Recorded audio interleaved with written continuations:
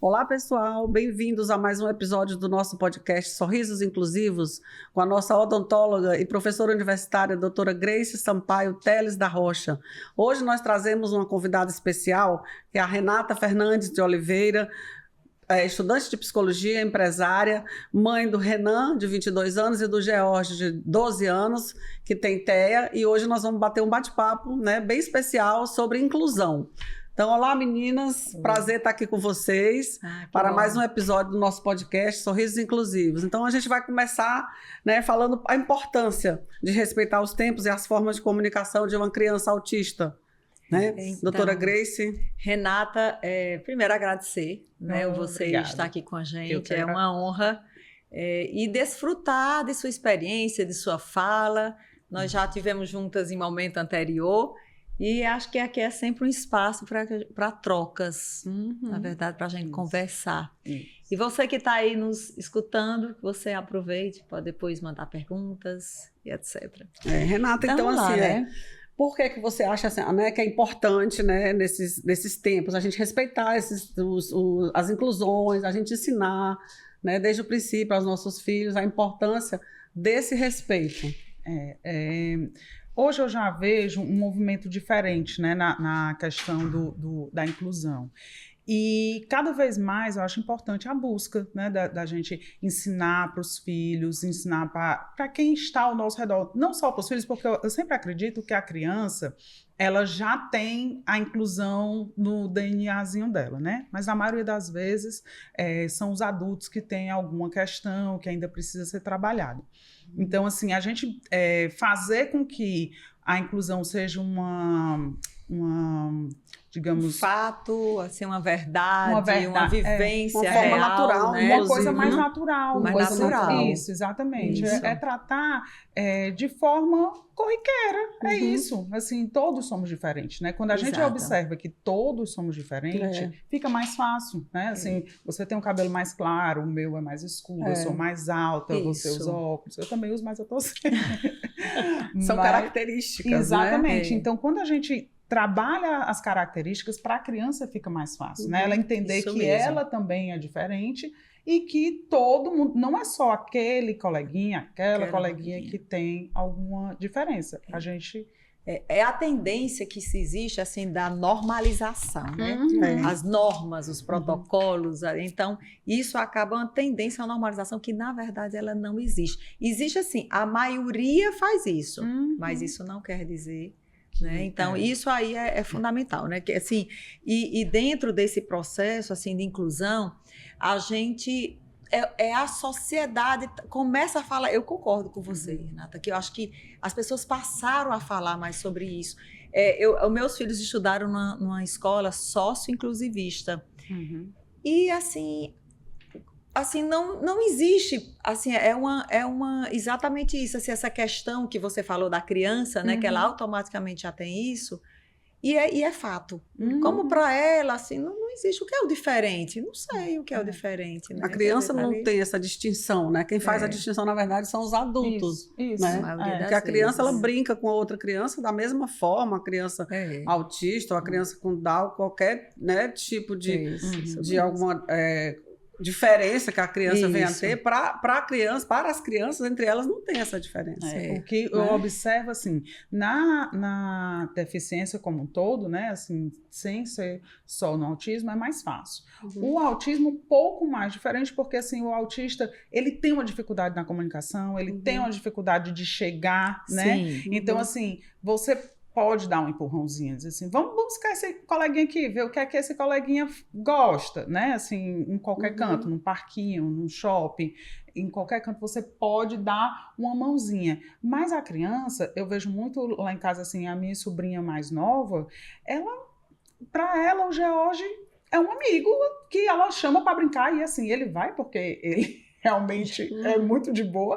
E ela é bem pequenininha, eu já com 12 anos, e ele vai, assim, eu digo, meu Deus, olha aí a criatura com 4 anos, pega o outro e vai embora. Entendeu? Então, se a criança, nessa fase, ela tem essa facilidade, entendeu? Aí vai perdendo essa habilidade, por quê? Porque né? As pessoas começam a dizer assim, não, então se ele não quer conversar com você, não conversa. O próprio adulto já diga assim, não dá importância a isso, não. Isso mesmo. Já vai pondo diferenciando. já vai impondo limites. Isso mesmo. Isso. Excluindo, digamos assim. São os processos de crescimento sociais também, né? Eu acho que o adulto, ou seja, a fase que nós estamos, que nós nos encontramos, até mesmo, porque falando especificamente do transtorno do espectro, se mostra uma incidência muito elevada, assim, dos tempos para cá. E aí está se acostumando, ou seja, isso está se normalizando, né? Dentro de uma sociedade chegou algo que é diferente, na verdade, ou seja, na sua forma de se comportar. Então, está todo mundo aprendendo, sobre uma matéria nova, vamos assim dizer. Então, minha sensação é essa, mas eu acho que a sociedade está interessada. Em geral, está. Abraçou, né? A sociedade abraçou, interessou, né? E eu acho que esse é um movimento que, se é que podemos chamar, vem crescendo, né? Dessa inclusão, dessa participação efetiva das pessoas, da sociedade. No mundo. Eu vejo muito esse interesse, assim, eu vejo interesse nos locais, em fazer locais adaptados, eu vejo interesse em colocar uma vaga especial, um interesse grande da sociedade como um todo, de tentar acolher, né? Eu vejo, e eu sempre digo isso, assim, a informação faz com que a pessoa se sinta confiante. Então, se a gente passa uma informação para a sociedade como toda, a sociedade vai dizer, não é um bicho de sete cabeças. Não é? Antes você tinha essas pessoas, mas tinha essas pessoas dentro de casa. Então as pessoas não conheciam, não tinham esse conhecimento. Então, hoje, você colocando a neurodiversidade na sociedade, você está fazendo um bem imenso para todos, entendeu? Porque você está ali não só incluindo aquela pessoa, mas também você está ensinando a toda a sociedade a conviver o diferente. Exatamente. Que é uma prática que é salutar. Isso. Né? As pessoas precisam entender que é salutar, porque você aprende né? com essas pessoas. Você ensina, você aprende, é uma troca. Isso. Né? Que é muito importante. E pensando assim, que já não é uma condição que você, não, eu não tenho na família, eu não tenho casa na família, né? Não existe, não é essa condição, isso não se trata mais disso, a gente já está sabendo disso, exatamente. A gente já tem isso, a ciência já fala sobre isso. O próprio cotidiano, né, com as pessoas já fala sobre isso, já mostra. Então isso já nos dá, assim, uma informação da importância e da necessidade de você reconhecer, de se tornar um estudo mesmo, né? Ou seja, de você fazer parte desse conhecimento, como qualquer outro, né? E eu vejo isso, eu vejo o interesse das pessoas, assim, pelo menos no meu ciclo de amizade, as pessoas têm interesse assim, mas me conta como é ele. Porque antes vinha muito aquela coisa assim, mas o autista é um gênio, né? Não existe só o autista gênio, existe o autista com outras limitações, e o autista gênio, ele tem limitações também tão ou mais preocupantes do que um que não tenha, entendeu? Concordo. Então, assim, é um espectro. Dentro daquele espectro, a gente vai ali tentar adaptar o máximo possível, né? Então, assim, eu vejo amigos, familiares, fazendo um movimento de entender, né? Porque antes eu sentia muito assim, todo mundo com muita pena. Não, gente, não precisa. Não precisa ter pena. Precisa você entender e você tá ali disposto a, né? Tá disponível, né? Para isso. Você acha válido a identificação? Acho. Assim, você acha válido? Acho. É confortável ou, assim, o uso, né? Assim, é bom porque assim, avisa o outro e o outro automaticamente já compreende, sabe? Como... Por quê, né? Que é válido. Hoje eu vejo a identificação como uma forma de não causar constrangimento. Eu sempre trabalho com a questão de você informar, né? Quando você vê uma identificação, você está informando para aquela outra pessoa que existe ali alguma condição especial. E você não causa constrangimento para aquela pessoa também, porque muitas vezes a pessoa está na fila e diz assim, e agora vai passar na frente?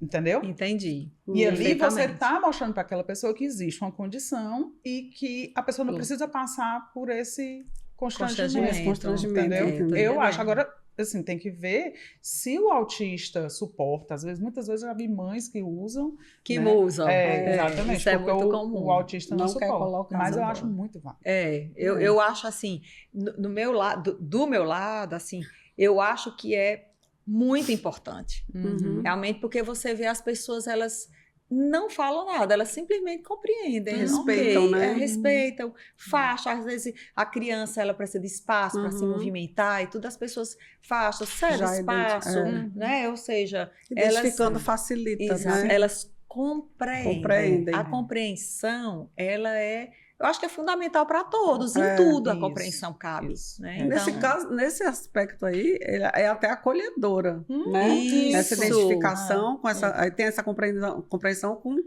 acolher, com acolhimento, Isso, né? Também entendimento, né? Da isso necessidade e tudo. Acho que é importante também por isso, né? E falar nisso também, outra coisa, assim, como é que a gente faz para identificar práticas que parecem inclusivas, né, mas que na verdade não são excludentes ainda, né, que vêm mais como camufladas, na verdade, né?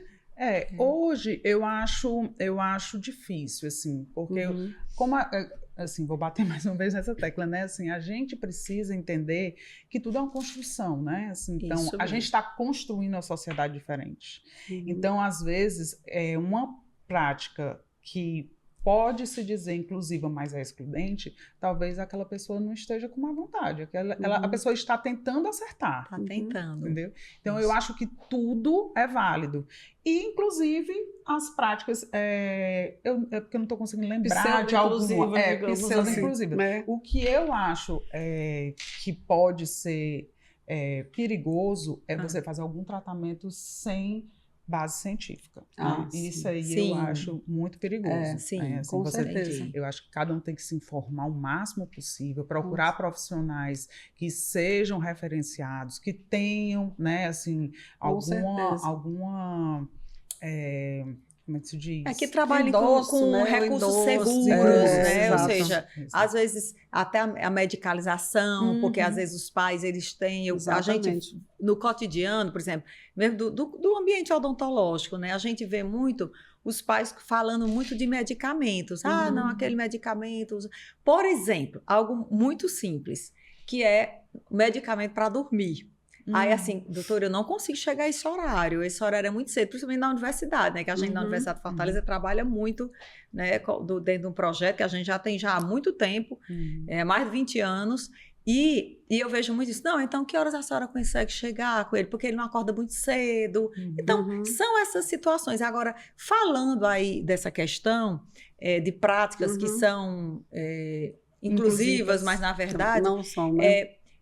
Eu concordo inteiramente com você. Assim, é a questão as pessoas estão tentando, né? Elas estão procurando, os empresários, adaptando os ambientes e tudo estão tentando, porque na verdade não existe uma receita para qualquer coisa, não existe uma fórmula, não, eu vou colocar brinquedos assim, eu vou colocar no estacionamento, eu vou fazer um estacionamento sensorial, alguma coisa, que eu já vi projetos a respeito disso, mas nem sempre é isso. Eu fico... Olha só, na própria clínica, por exemplo, falando aqui, me reportando na universidade, uma clínica super, com muito barulho, porque a gente não tem um local específico, mas... E às vezes aquela criança que não é verbal, uma criança que é mais... E ela às vezes chega e tá tudo bem. De boa, isso. Sabe assim, ela vai inclusive pro local do barulho. Entendeu? Aí, onde tem mais barulho. Então, aí no consultório você vê aquela coisa às vezes mais tranquila, você, né, não marca o paciente com o outro, vai ficar confusão, aquela coisa toda. E às vezes a criança, ela chega, aí vai para outra sala, para outro canto, procura. Então, é muito interessante. Na verdade, a gente tem que contemplar, entender, né? Poxa, para tudo, tira tudo da cabeça esse filme e vai contemplar isso aí, vai observar, para depois você tomar uma atitude, né? E acho que os pais fazem muito isso, né? Conversando com os pais. A gente está fazendo um trabalho agora, orientando o trabalho, que é o autismo pela boca das mães. Né? Interessante. É um trabalho que eu fiz no curso de uma aluna, da Manuela, e assim, e é um trabalho que a gente já vem fazendo algumas entrevistas, né? Assim, já antes mesmo do trabalho, né? Porque é curioso como cada um tem um movimento diferente em casa, a rede de apoio, né? Que Renata, isso aí é algo que contribui para qualquer mãe. Isso é unânime.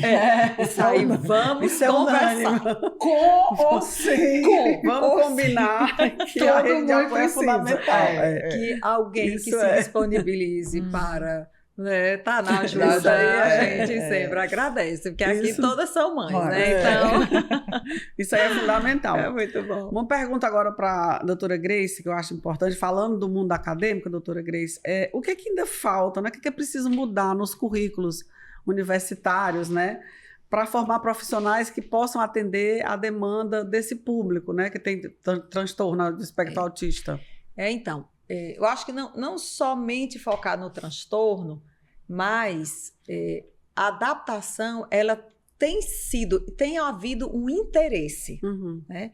E tem se feito já algumas mudanças, mas a gente precisa reconhecer que também é um processo, que, por exemplo, não dá para você, de uma noite para um dia, você adaptar toda uma grade acadêmica.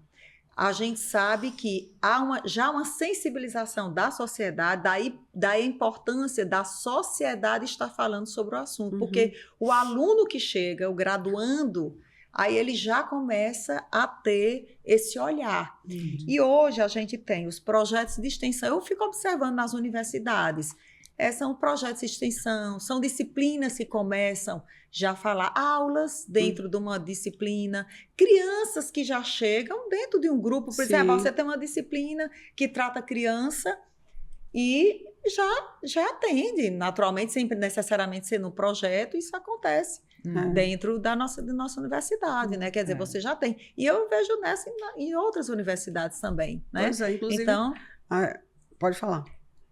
Então, assim, eu acho que essa sensibilização, que já é um grande passo, e a recepção também dessas pessoas, né? Que hoje a gente não tem. Não tem como você dizer, eu recebo isso, eu não recebo aquilo. Não dá. A gente já tem aluno com transtorno, né? Com transtorno do espectro e outras questões também, independente. E que tudo bem, se o aluno ele consegue levar o curso, se ele consegue compreender os processos, ok, está lá dentro. Mas assim, enquanto a senhora, dentro da universidade, a senhora percebe que existe já esse movimento dentro da própria universidade, nessa intenção já existe esse movimento, essa discussão, isso já existe. Eu acho assim, nós estamos no processo agora, tudo precisa ser aprofundado, como tudo está acontecendo. Existem muitas questões que ainda estão sendo estudadas, né, Renata? A verdade é essa, a gente não tem resposta para tudo. Você vai para o neurologista, você vai para o nutricionista, não tem resposta para tudo por causa da própria diversidade humana. Se fala da neurodivergência, a neurodiversidade, porque você, todos que estão aqui já cada um tem as suas, né? Exatamente. Eu vejo hoje, assim, eu vou falar aqui um pouco do lado escolar, né? Que vai também para o lado da universidade. Assim, eu também entrei agora de novo na faculdade, eu achava pouco que eu tinha para fazer, voltei para a faculdade. E aí tive uma grata surpresa quando na grade de psicologia já tem uma cadeia de TEA. Então eu fiquei muito feliz em saber disso, né? Assim, porque foi uma reformulação e entrou, mas ao mesmo tempo eu ainda me pergunto quais os cursos da área de saúde estão faltando ter, assim, e eu entendo que é uma construção, mas aí eu tenho uma crítica, porque assim, se eu tenho um filho que tem 12 anos e ele é autista, sempre existiu autista, né, assim, por que essa demora tanta para poder se incluir, entendeu? Os melhores professores, os melhores neurologistas, eles estão geralmente na universidade sendo professores e eles sabem muito, assim, a gente não vai conseguir esgotar o assunto, qualquer assunto que seja. Seja. Mas, assim, isso falando de universidade. E quanto à escola, eu acho que a gente ainda tem muito, entendeu? Tem muito que avançar. Assim, a escola, eu costumo dizer assim, quando o professor diz assim, olha, eu vivi esse ano, né? A professora, porque o autismo é muito novo para mim. Eu disse assim, quantos anos faz que eu sou... Não, eu sou professor há 15 anos. E agora que você está vendo o autismo, não, já faz uns 3, 4 anos. Me diz uma coisa. Se os médicos, na época da Covid, não tivessem enfrentado aquilo ali e colocado para frente, tinha morrido todo mundo, gente. Não existe isso, entendeu? Assim, não é uma desculpa você ser professor e olhar para mim porque é muito novo. Não é. Na faculdade dele não tinha, mas na vida real dele tem. Tinha, Aí eu costumo dizer, eu também não tinha um filho autista. E ele veio para mim. E eu tive que me desdobrar, estudar, me aprofundar. Então, assim, eu acho que ainda está a passos muito lentos, entendeu? Entendi. Esse processo educacional, né? Isso, como um todo, eu entendeu? Entendo. É um realmente, assim, porque as recomendações para acompanhamento, quer dizer, precisa, de fato, de uma programação, né? Ou seja, a programação que já não dá mais para poder dizer, olha, nós estamos... Eu entendo que os passos de tartaruga, né? Isso. Os passos são lentos. Que evoluir. Eu vejo muito autista chegar ao final do 3º ano e ingressar numa universidade e não conseguir ficar. Mas por que não consegue ficar? Porque realmente a universidade... Imagina eu chegar com meu filho na universidade e ir para a coordenação e entrar na sala de aula com ele e falar com o professor. Ainda é muito solto, ainda não tem essa amarração, essa questão de dar essa segurança. Sim, a segurança. Entendi. Entendeu? Assim, que o autista precisa de previsibilidade, de organização temporal, tudo isso. Isso mesmo. Que fica difícil. E por falar nisso... Eu só vou fazer aqui uma ressalva. Eu acho que quando esse tema, assim, quando a incidência, né, teve uma incidência, um aumento, né? A gente tem falado muito sobre, se preocupado muito com o desenvolvimento infantil. Tem se falado muito, entendeu? Eu acho que isso tem sido algo de extrema importância. Sim. Porque se você pegar a evolução, é claro que nós estamos aqui, idade média, que a criança não era tratada como criança. E que era um adulto em miniatura, né? Aí você vem na evolução do tempo, quando você fala dessa evolução quanto ao transtorno, realmente tem sido bastante vagaroso, né?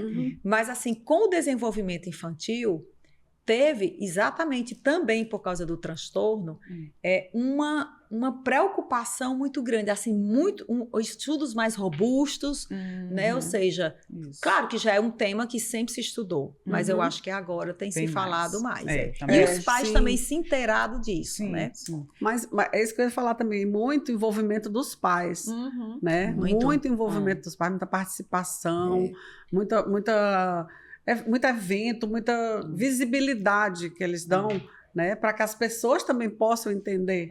Eu vejo muito isso. Assim, os pais, de uma certa forma, puxaram essa responsabilidade. Assim, olha, alguém tem que me explicar o que é isso aqui, porque eu estou buscando informação. Então, me dê informação. Então, assim, as pessoas começaram a se movimentar, os estudiosos, os médicos, um todo começou a estudar para dizer assim, não, esse pai vai chegar aqui e eu vou dizer assim, eu vou passar remédio tal. Ele vai dizer, mas para que é? Quantas vezes eu vou... Qual o efeito colateral? Porque eu sou a doida, né? Assim, todo remédio que meu filho vai tomar, eu provo antes para saber se o remédio tem gosto bom, tem gosto ruim. E os efeitos, né? A gente tem essa... Então, assim, eu acho que os pais acabaram cobrando mais. Cobram, né? Exatamente. E aí isso acabou... Isso, no meu entender, deu uma visibilidade muito maior, entendeu? A doença, ao tratamento, a forma de convivência, né, entre a sociedade. Eu assim, atribuo muito aos pais. Que arregaçaram a manga e falaram assim, não, vamos lá. Se você observar, a associação que eu faço parte, a Fortaleza Azul, ela nasceu numa sala de espera. Assim, na sala de espera, os pais ali conversando, olha, vamos fazer aqui um movimento para a gente conseguir alguns direitos, para a gente informar melhor a sociedade. E foi ampliando. Então, assim, começou ali com 15 pais. Hoje é uma associação com 300 famílias, né? E que continua nesse trabalho da informação, de gerar informação de qualidade. E aí você vê outras associações também com esse mesmo formato, de estar levando informação e também buscando, né? Tipo assim, vamos cutucar aqui, de onde é que vai sair aqui uma melhor forma para o autismo, né? Sim. Por falar nisso, Renata, vocês já viram a forma dos órgãos governamentais, algum movimento em relação à ajuda, né, para o pessoal que tem TEA? Como é que estava essa questão dos órgãos públicos, né? Assim, eu tenho uma crítica muito grande, assim, que o movimento da sociedade civil é grande, mas, mais especificamente, o nosso governo não anda também, né? Assim, a gente não tem um censo de quantos autistas a gente tem no país. A gente acabou de ter um censo, né? E não foi uma coisa que foi divulgada, numa quantidade precisa. E hoje a gente, com a tecnologia, seria muito fácil. Você pode conseguir imposto de saúde, você já tem como ter na questão da caderneta de vacinação. Já tem como mensurar. Né? E às vezes eu acho até que existe um certo bloqueio nessas informações, né? E aí como é que a gente faz política pública se a gente não tem a informação correta? Dados. Sim, não tem dados, né? Não dá para fazer. Então, assim, sempre a gente fica batendo naquela tecla, mas não tem nada concreto, né? Assim, aí a sociedade civil, como um todo, eu vejo o envolvimento, né? O movimento de empresários tentando melhorar a qualidade do seu negócio para aquelas pessoas, para acolher aquelas pessoas, mas o governo, eu ainda acho que precisa melhorar. Tem muito que caminhar. Tem muito que caminhar. Eu tenho uma preocupação que é, assim, o diagnóstico, assim, a nível, né, do setor. Quanto mais precoce realmente ser reconhecido e as terapias se iniciem, e as terapias propriamente ditas, né? Sim. Porque quanto mais você desenvolve a criança, assim, melhor resultado você vai ter, porque a gente tem que pensar o seguinte, eu sempre falo isso para os meus alunos, olha, nós chegamos aqui, por exemplo, numa creche, né? Tem criança de 3, 4 anos. Eu digo, a gente tem que se preocupar com essas pessoas. Porque elas serão os profissionais que vão cuidar de você, do seu negócio. É o contador, é o médico, é o dentista, que seja, as diversas especialidades que as pessoas se movimentam socialmente para que elas possam exercer e colaborar para ela, né, dar o seu suporte, que seja de todas as formas, e também, ou seja, socialmente. Então, a gente tem que cuidar, independente de quem seja. Independente. E aí, se você tem uma sociedade que seja, não, eu tenho uma incidência numa determinada cidade de uma determinada doença, eu não estou falando aqui do transtorno seja uma doença, a gente sabe que não é o transtorno propriamente dito, mas de uma determinada condição, precisa ser solucionado isso, para que aquilo dali, essas pessoas, aquela cidade, aquela região, ela consiga sobreviver. Isso repercute no país inteiro. Então, a gente efeito dominó, efeito cascata. Esse, na verdade, foi um dos motivos aqui do Sorriso Inclusivo, né? Quer dizer, essa colaboração social. Né? Ou seja, a gente tem que pensar nisso. É muito válido, é exatamente isso que eu digo. Assim, quanto mais a gente bate, quanto mais a gente fala do assunto, mais você está empoderando as pessoas. Isso entendeu? mesmo, exatamente. E isso é importante. Assim, esse projeto aqui eu acho perfeito, porque você acaba dando para muitas pessoas informações que talvez elas nem tenham noção, entendeu? Não tenho nem pensado. Nem tenho pensado, exatamente. As pessoas buscam por informação hoje, querem informação. Querem, sim. Né? Elas querem saber como é que é, o que é, como tratar, como ajudar, né? Como participar da vida deles. Então, assim, sabendo, né, o conhecimento ajuda. E é interessante, desde aquela pessoa que mora em tua casa, que às vezes não é a tua família, o teu vizinho, né? E aí vai, é a pessoa que é a pessoa do teu prédio que tá limpando, é o porteiro. Exatamente. Aí vem os ambientes sociais, que são muitas as pessoas, são muitas funções que tem nesse ambiente, que tudo pode colaborar. Realmente, assim, é aquela tal história. Como você fazer o mundo melhor, né? A informação, cada um fazendo a sua parte com conhecimento, a né? conscientização. Com conhecimento e a conscientização, que é fundamental, né? Tudo, para tudo. Falar em fundamental, nós sabemos que a família é fundamental, né? Em todo esse processo. Então, como é que essa escuta ativa das famílias, ela impacta positivamente a inclusão e o desenvolvimento da criança? Logo no início.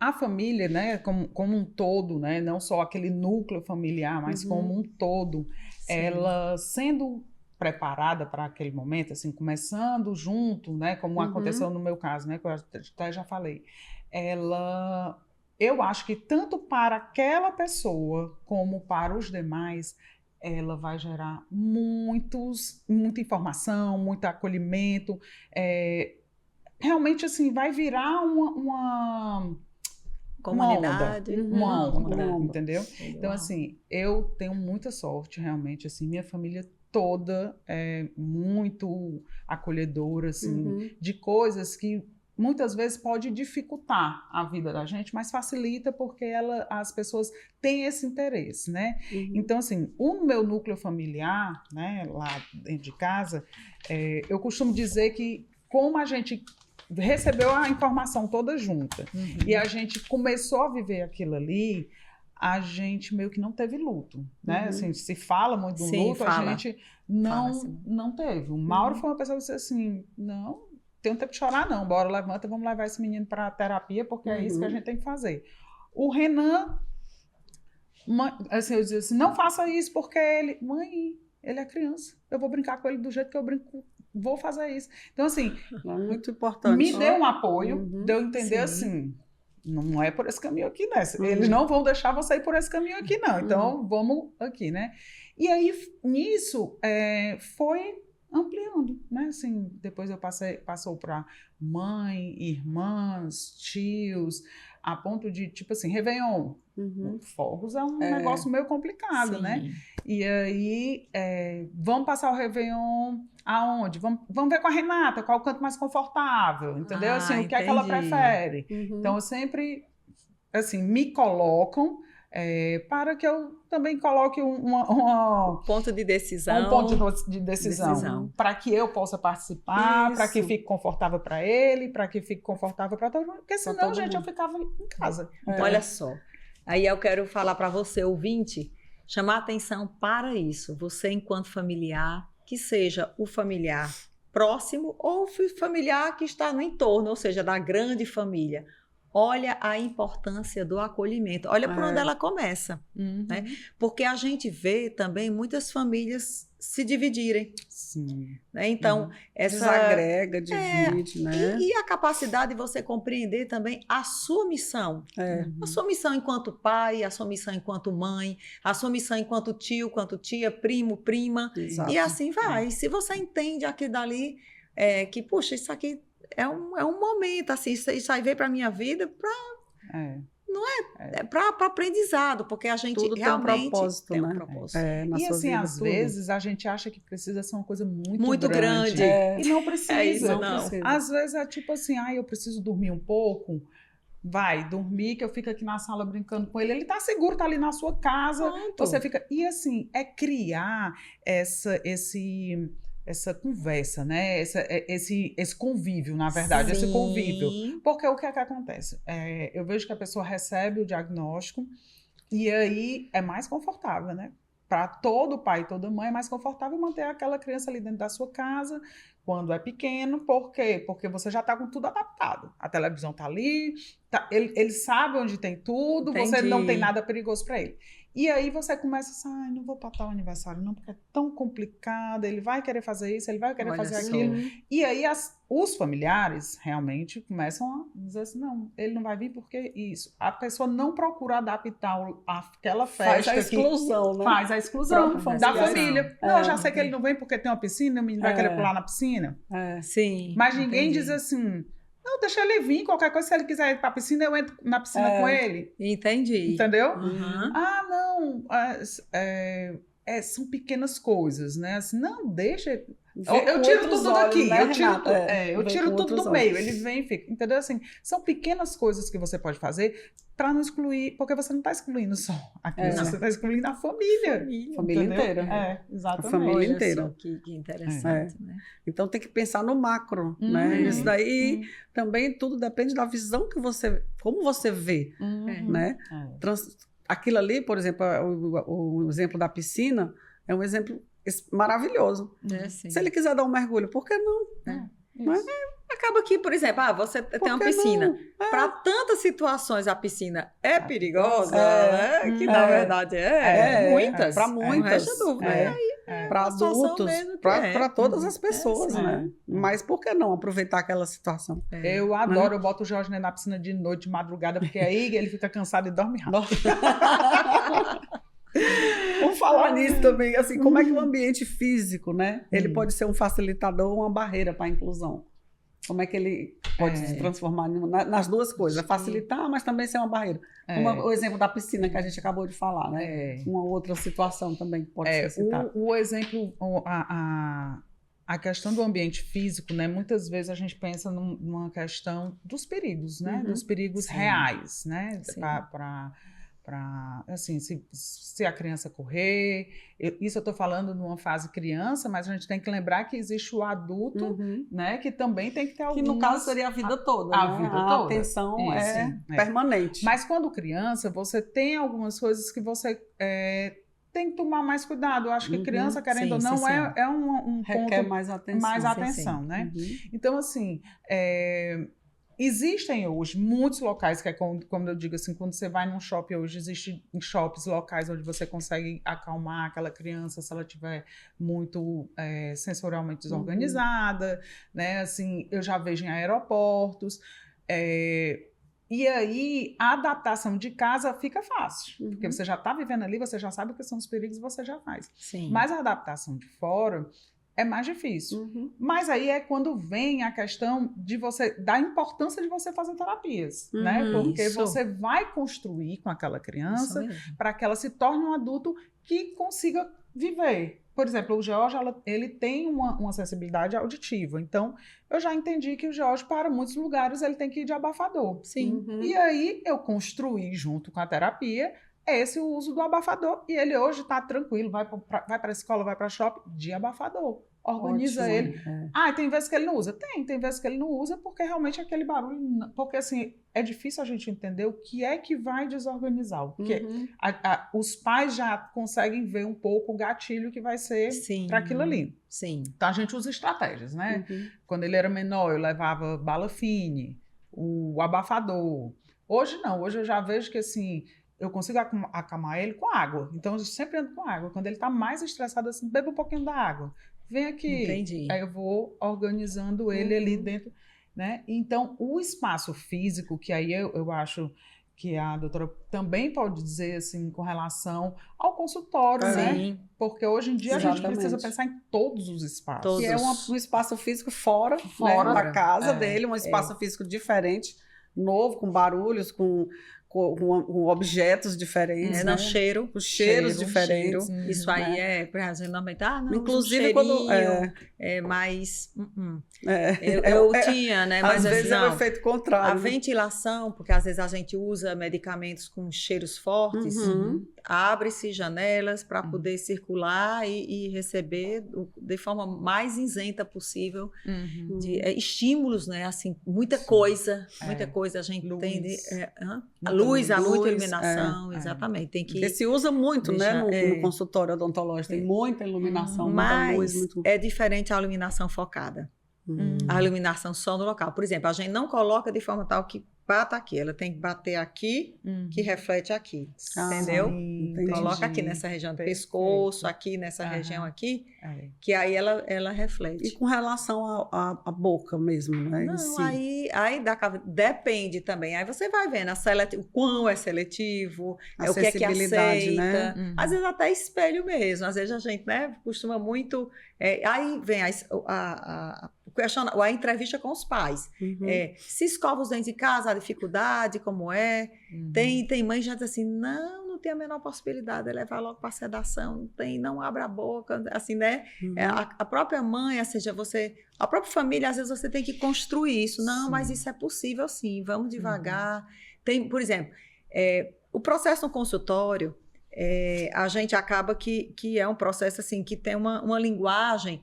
Às vezes os pais têm uma linguagem mais objetiva, mas assim, nem sempre os pais, eles sabem falar sobre isso. Sim. Eles, às vezes, não têm, assim, Não, é isso que eles contam a história, você vai pela história.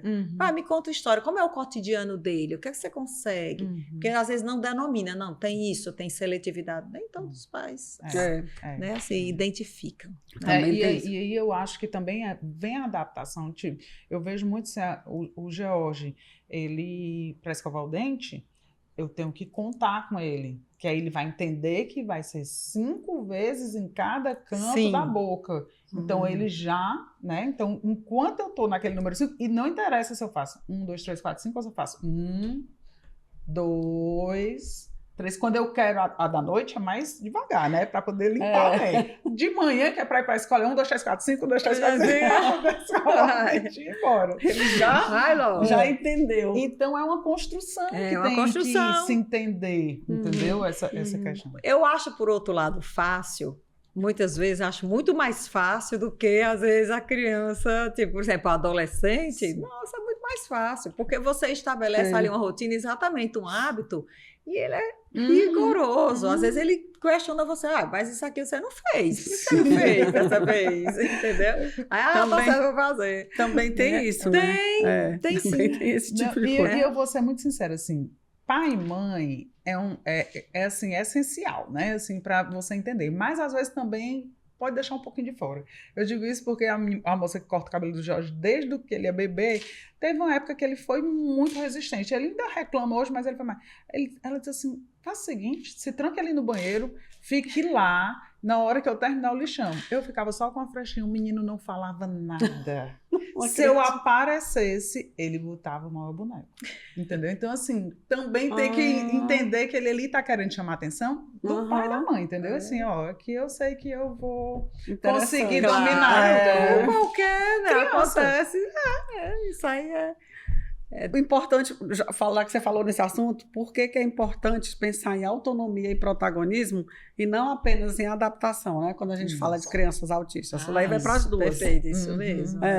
Por quê? Porque autonomia, que acabamos de falar. Ele foi cortar o cabelo, ficou lá sozinho, ficou... Sim. Hoje, assim, o Jorge já com 12 anos, eu já estou trabalhando há um tempo a autonomia dele. E assim, eu fico impressionada como... Aí vem a questão da terapia desde o início, entendeu? Assim, desde a intervenção precoce e depois é muito importante. O que é que acontece? Você vai ver na construção, né? Então, hoje, eu até gravei um vídeo agora recente e botei no grupo, porque como ele está trabalhando muito as AVDs, que são as atividades de vida diária, eu vejo o Jorge se levantar, pegar na geladeira o leite, botar no copo, botar o leite, o Nescau, mexer, pegar o canudinho dele e sentar.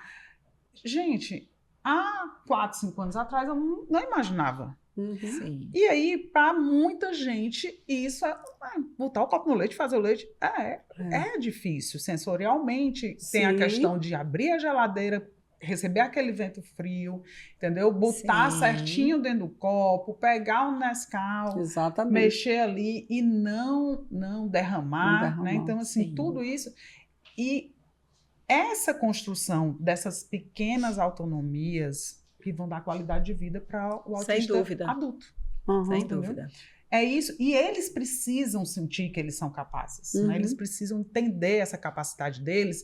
Não é porque a gente só acha bonito. Gente, a gente precisa que eles entendam que eles são capazes. Dá um reforço, né? Isso. Na hora que esse reforço, ele realmente, de fato, é muito importante. Na própria vivência clínica, eu observo, assim, isso já faz parte do trabalho com a criança, de você reforçar, você abre a boca muito bem, foi ótimo, você fez isso, ou seja, mínimas coisas, né, o fato de manter a boca aberta. Mas essa questão, assim, da construção dessa autonomia, também com a escovação, por exemplo, que a higiene é uma condição básica no ser humano, né? Isso. A higiene oral é uma delas. De você realmente dizer, tá na hora de você escovar seus dentes e deixar, mesmo que seja do jeito dele. Pronto, parabéns. Se a criança pegou a escova e já começou e fez e executou aquela ação, ok, parabéns, ótimo. Entendeu? Porque aí você vai o caminho. É um caminho mesmo. Porque a gente tem que entender, dentro disso, assim, ali existe uma pessoa com autismo.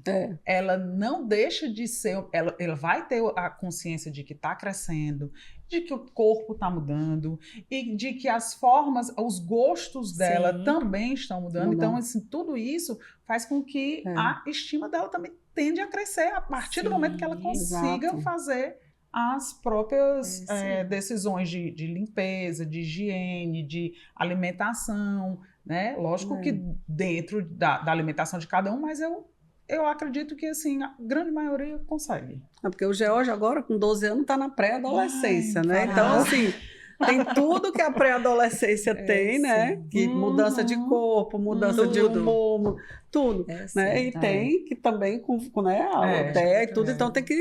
É um turbilhão de... Mas ele tem algum apego, assim, a personagem, algum... Que isso facilita muito, né? A entrada, né? Das coisas, assim, às vezes um apego... Facilita muito, ele tem. E ele tem um apego à Peppa, né? O hiperfoco dele ainda é a Peppa. E, inclusive, assim, ele assiste tanto a Peppa, tanto, que ele hoje usa fala da Peppa na vida real. Entendi. Né? Assim, ele já tem essa questão de, quando ele tá... sei lá, quando ele me vê chateada, né? Aí ele já vem logo, faz assim, eu disse assim, é bom que o meu botox não vai precisar ser renovado. Então ele me vê chateada, ele já olha para mim e diz assim, 1, 2, 3, aí eu já sei que é uma fala da Peppa e que ela tá brigada com a amiguinha dela e que aí elas pedem desculpa junto. Aí eu digo, desculpa. Aí ele fala, agora a gente pode ser melhores amigas. Aí eu disse, exatamente. Então ele já usa, né, a fala do hiperfoco dele no dia a dia. No dia a dia dele. Mas a gente não aguenta mais a Peppa, mas ele continua aguentando. Ele ama a Peppa, mas é um recurso que é muito salutar, às vezes, quando a criança ela tem uma... Eu acho, porque em minha área, nossa, a gente consegue muita coisa por causa de um personagem, né? Não é perfeito, porque assim... causa um conforto emocional na pessoa, né? Tudo que você tem aquela questão que lhe chama a atenção e que lhe traz no momento de aversão, você acaba ficando mais confortável porque tem aquele companheiro, né? Intimidade. Aquela intimidade. Exatamente. É o relacionamento gente, e como é que a gente faz para desmistificar, né? Ideias equivocadas que ainda tem hoje. A gente sabe que ainda tem muitas pessoas que pensam de forma equivocada sobre o autismo, né? Aí também a pergunta é para as duas. Como é que a gente pode fazer... mudar mais ainda, né? Que a gente sabe que essa realidade está mudando, assim, graças a Deus, mas muito ainda tem a ser feito. Muitas pessoas ainda têm, né? Esses mitos, né? Eu acho que esse podcast aqui é perfeito para que as pessoas fiquem mais... Eu acho que a informação, né? A informação passa por isso. E assim, fatalmente vai acontecer das pessoas viverem algum momento ou alguma situação que vão precisar lidar com essa situação, né? Então, assim, pode ser que seja uma situação que cause um mal-estar, um constrangimento para a pessoa, porque a pessoa não soube lidar, mas mesmo assim, depois aquela pessoa vai ter aquele conhecimento, porque ela, depois daquele mal-estar, ela vai entender que aquilo ali não dá para ela viver com aquele mal-estar. Por exemplo, algo que me preocupa, às vezes a criança se desregula e a pessoa compreende que ela é cheia de vontades. Entendeu? Assim, num ambiente que tem um determinado número de pessoas. Isso é um detalhe que eu acho que daqui a pouco vai se entrar nesse processo do conhecimento. Não, é só ali um momento, vai já voltar a se regular. Às vezes a criança ela fica, né, na universidade mesmo, a gente, né, tem casos e às vezes a criança ela percorre, então no próprio consultório mesmo fica, calma, deixa aí, vamos todo mundo silenciar, ninguém fala nada, calma, deixa, daqui a pouco, né, tudo vem se resolve. a compreensão. A diferença é só, se regula ficando quieto. O outro se movimenta, usa o corpo para se regular. Sim. Eu acho isso fantástico. Eu acho assim, é um aprendizado. Eu acho que até a gente, assim, o que eu falo assim, a gente que se considera, que não tem, deveria fazer isso. Porque isso favorece o corpo. A própria noradrenalina vinha acalmar. né? Assim, mas a gente usa isso, né? Assim, a gente, de forma diferente, se a gente prestar atenção, todos nós precisamos de uma regulação. sim. Às vezes você está muito exatamente. chateado, muito estressado, você recebeu o abraço de uma pessoa querida, Pronto. está lhe regulando. Exatamente. Entendeu? Às vezes Isso mesmo. você está muito nervoso, você está balançando uma perna, você está se regulando. Você Tá costuma se até dizer assim, regulando. deixa o barro Isso. secar, né? não, Vamos deixar a Isso poeira é secar. natural de todo mundo. natural. A gente se regula o tempo todo. O problema é que não é visível, Né? porque a gente consegue maquiar. Camuflar. Maquiar. Pois então, eu digo, o Exatamente, ideal né? seria a gente se levantar e ficar pular. E muitas pessoas, assim, já...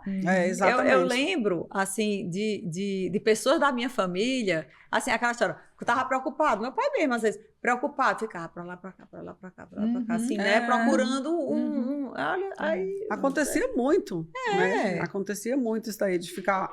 Ainda acontece as Acontece. pessoas, né? Eu acho que hoje a gente Principalmente tá com pouco espaço, né? Não vai fazer isso. espaço que é menor. Os Eu espaços acho cada que vez é, menor. as casas antes eram Ih, maiores, meu Deus, andava aí, no corredor Na calçada, hoje em dia ninguém Hoje pode em andar dia mais em não. calçada. Bem né? isso mesmo. Gente, Muito outra bom. coisa, como é que a gente faz para preparar, né, crianças típicas e atípicas para conviver em espaços verdadeiramente inclusivos? Né? Começa pela escola, começa dentro de casa, ou as duas coisas juntas. Como é que a gente deve, né, Acho que todos os preparar? ambientes.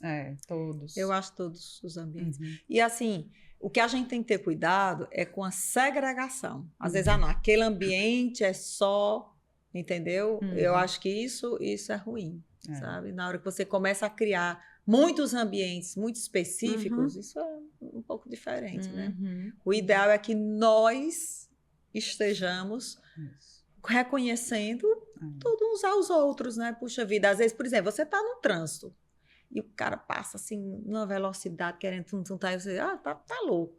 Não, gente, aquela pessoa, ela pode estar, uma pessoa tá apressada para pegar uma pessoa em casa, para levar ao hospital, teve uma notícia, né? Assim, alguma coisa, assim, a gente se reconhecer as nossas...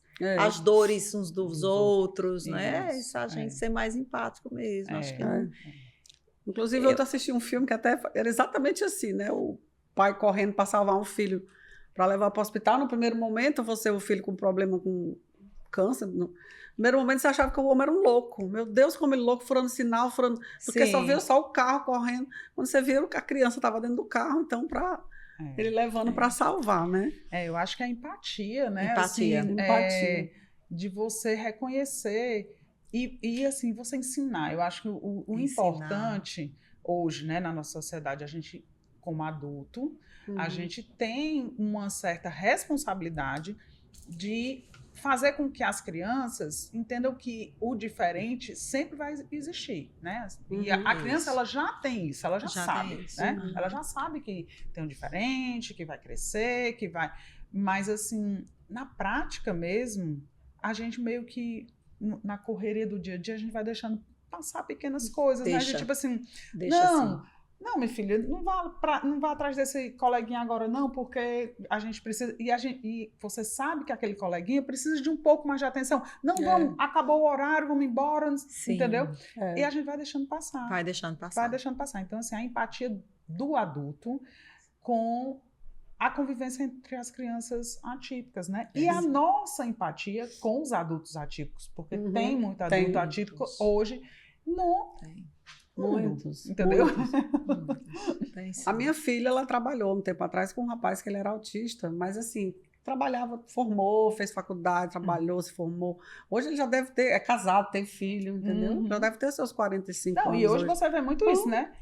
Eu tenho o diagnóstico da criança. Aí começa ali, aí o pai, rapaz, eu acho que eu sou autista também, deixa eu ir ali. Começando a se reconhecer.